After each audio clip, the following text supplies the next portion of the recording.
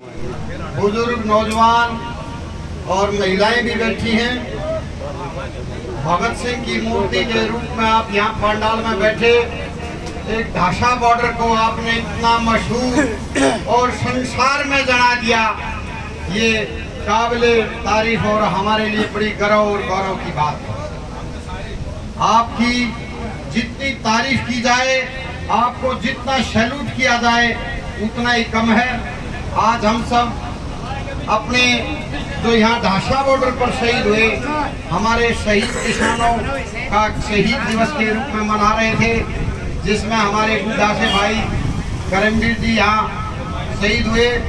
दुपड़दम से जो हमारे किसान साथी राजपाल जी शहीद हुए, उन सबको हम नमन करते हैं। भाई कप्तान जो लाटपुर से शहीद हुए, हम सबको और भी तमाम जो 750 किसान अलग अलग धरनों पर शहीद हुए, हम सबको नमन करते हैं।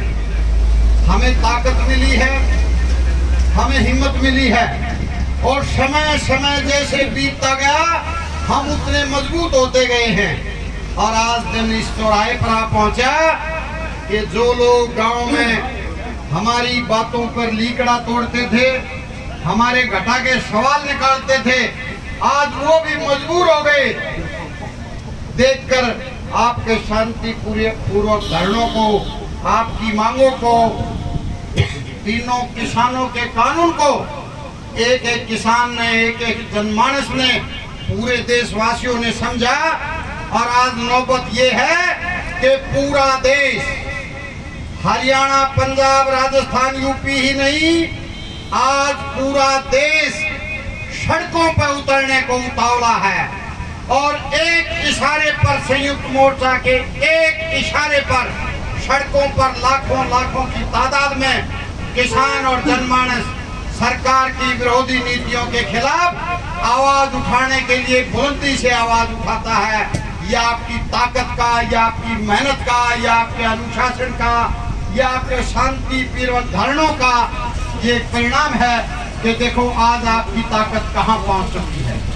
आज देश की ताकत आवाज रुके मार मार कर कह रही है कि आने वाली सरकार वो सरकार होगी जिसको किसान चाहेगा, किसान की सरकार होगी। इस नौबत पर आपको आज 10 महीने हो गए पूरे। आज पूरे 10 महीने होकर कल 11वां महीना लग जाएगा। आपने तपस्या, तप, सर्दी, गर्मी और बारिश को तो झेला है, लेकिन आप इस नौबत पे आ गए कि पूरा देश एक ही आवाज में कह रहा है कि आने वाली सरकार वो सरकार होगी जिसको किसान चाहेगा, किसान गद्दी पे बैठेगा और किसान संविधान लिखेगा, किसान की आवाज सुनी जाएगी। मैं इन्हीं बातों के साथ ज्यादा न बोलते हुए आपको सैल्यूट करता हूं। आपने इस सरकार को नंगा कर दिया। आपकी मेहनत ने, आपकी लगन ने, आपकी इस तरह से शांतिपूर्वक बैठकर अपने धरनों ने इस सरकार का एक नहीं 1000 मुखौटों को उतारा। एक नहीं 1000 मुखौटों को उतारते उतारते इस नौबत पे ला दिया कि आज हिंदुस्तान के एक एक आदमी, जनमानस, महिला, बच्चे को अच्छी तरह बखूबी समझ में आ गई कि मोदी का कुछ भी नहीं है। मोदी अपनी मर्जी से सोच कर सकता है, मोदी अपनी मर्जी से टॉयलेट जा सकता है, मोदी अपनी मर्जी से चाहे जो वस्त्र पहन सकता है, लेकिन मोदी अपनी मर्जी से ना कोई कानून ला सकता है, ना ही कोई कानून हटा सकता है, क्योंकि वो देश के पूंजीपतियों अडानी अंबानी की कठपुतली है। आज ये एक एक जनमानस जब जान पाया, जब आप लोगों ने इतना लंबा संघर्ष किया, आवाज उठाई, मीडिया में, सोशल मीडिया में उसको नंगा करके दिखाया। अब तेरी औकात क्या है? तेरी औकात पूरा देश जान चुका है। अब तू एक कठपुतली है और अडानी अंबानी का बिका हुआ एक गिरवी, एक पैदा है। तेरी कुछ नहीं चलती है। तूने अपने आप को ही नहीं, पूरे देश को गिरवी रख दिया है। और तू एक बनावटी मुखौटा था। ये काम अगर किसी ने किया तो वो किसान ने किया। आज उसकी हालत आपने इस पे ला दी है। और मैं आप सबकी हौसला अफजाई करता हूं और यहाँ ढाका बॉर्डर से ऐलान करता हूं कि जहां जहां हमारे क्षेत्र में बाजार है, बस अड्डे हैं, दुकान है, किसी तरह का भी कोई है, कल हम 27 तारीख को पूरा भारत बंद करने जा रहे हैं और सभी साथी इसमें बढ़ चढ़ के हिस्सा ले और शांतिपूर्वक तरीके से, बड़े नेक तरीके से, शांतिपूर्वक ढंग से इस कल के भारत बंद को सफल हम सब लोग मिलकर बनाएंगे और पूरा सफल होगा।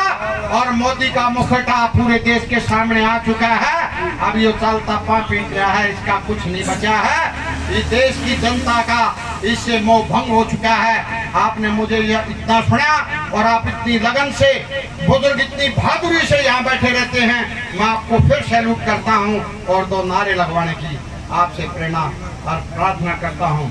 किसान एकता जिंदाबाद, किसान एकता जिंदाबाद।